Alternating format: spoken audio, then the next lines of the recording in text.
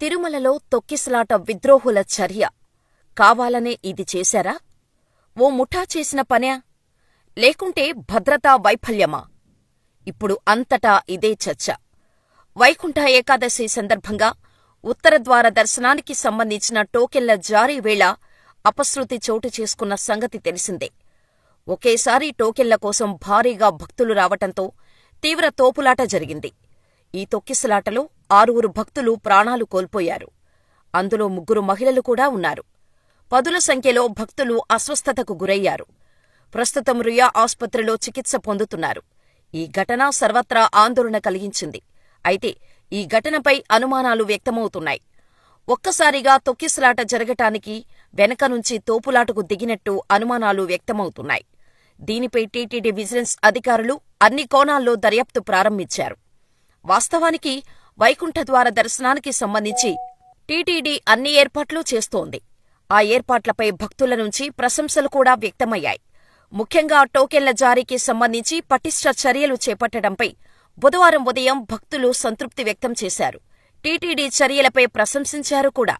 టోకెన్ల జారీ క్యూలైన్లో అనారోగ్యంతో ఆయాసపడుతున్న ఓ వృద్ధురాలిని క్యూలైన్ నుంచి గేటు లోపలికి తీసుకెళ్లారు సిబ్బంది. అందుకు క్యూలైన్లో ఉన్న భక్తులు కూడా ఎంతగానో సహకరించారు.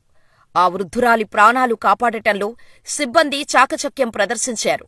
అయితే అక్కడకు కొద్దిసేపటికి తొక్కిసలాట జరగటం అనుమానాలకు తావిస్తోంది.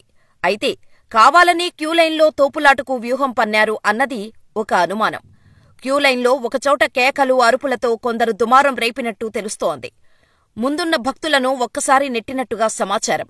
అయితే ఇది ఒక వ్యక్తి కావాలని చేసిన పనా, గుంపుగా వచ్చి చేశారా అన్నది తెలియాల్సి ఉంది. ఈ ఘటనలో ముందు వరుసలో ఉన్న భక్తులు తీవ్రంగా గాయపడ్డారు. ఒకేసారి నేలమీద పడటం, మిగతావారు వారిపై పడటంతో తీవ్రంగా గాయపడి ప్రాణాలు వదిలారు. అయితే చివరకు సాయం చేసేందుకు ప్రయత్నించిన సిబ్బందికి సైతం ఆటంకాలు సృష్టించినట్టు కూడా కామెంట్స్ వినిపిస్తున్నాయి.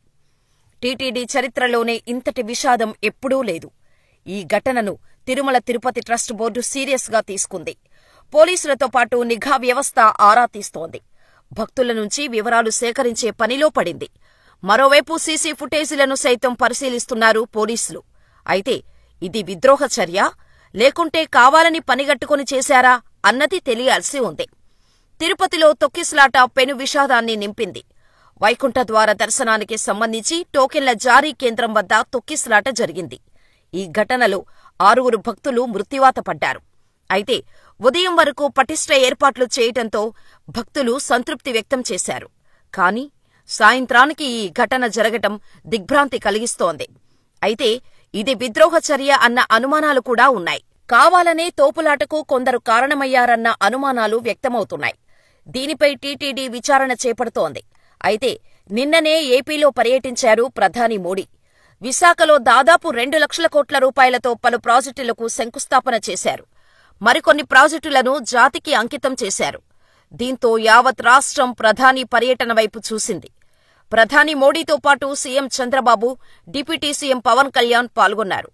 మొత్తానికి ప్రధాని విశాఖ టూర్ సక్సెస్ అయింది. ఎన్డీఏ ప్రభుత్వ పనితీరుపై ఏపీ వ్యాప్తంగా సంతృప్తి వ్యక్తమవుతోంది. సరిగ్గా ఇదే సమయంలో తిరుపతిలో ఈ తొక్కిసలాట జరగటం ఆందోళన కలిగిస్తోంది.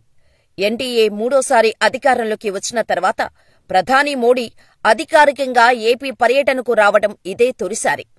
వాస్తవానికి డిసెంబర్లోనే ప్రధాని మోడీ విశాఖ రావాల్సి ఉంది.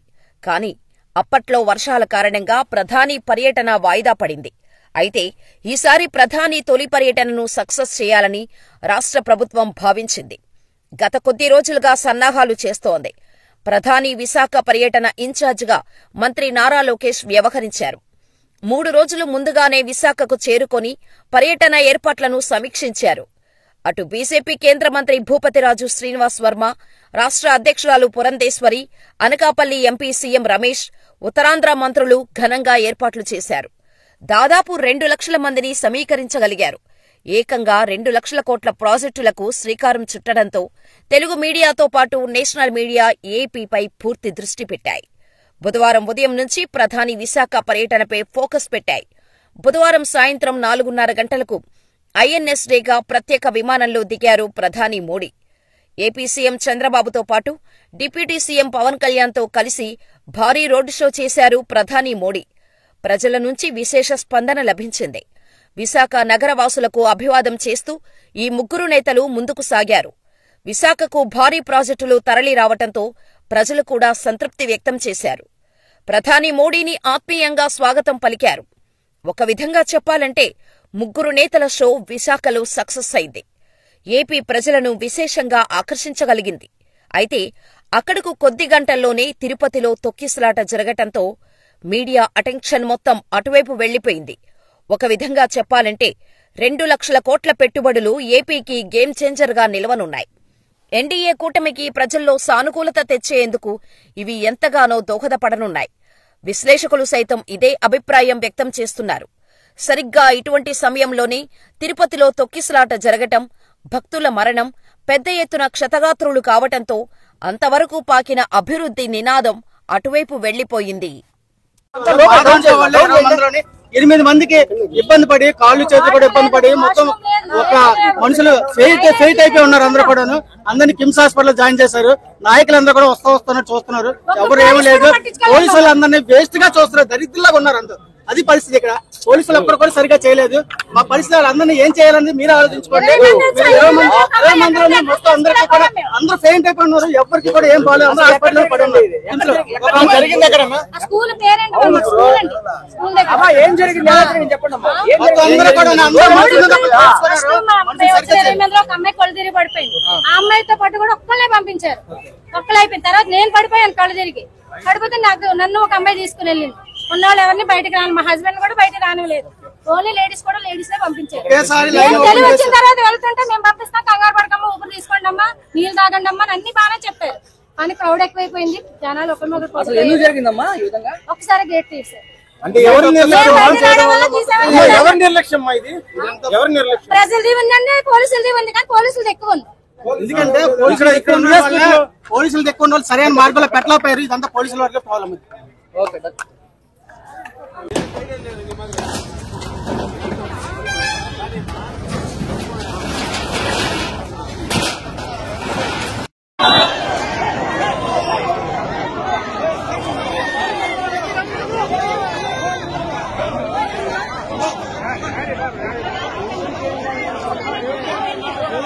కాదు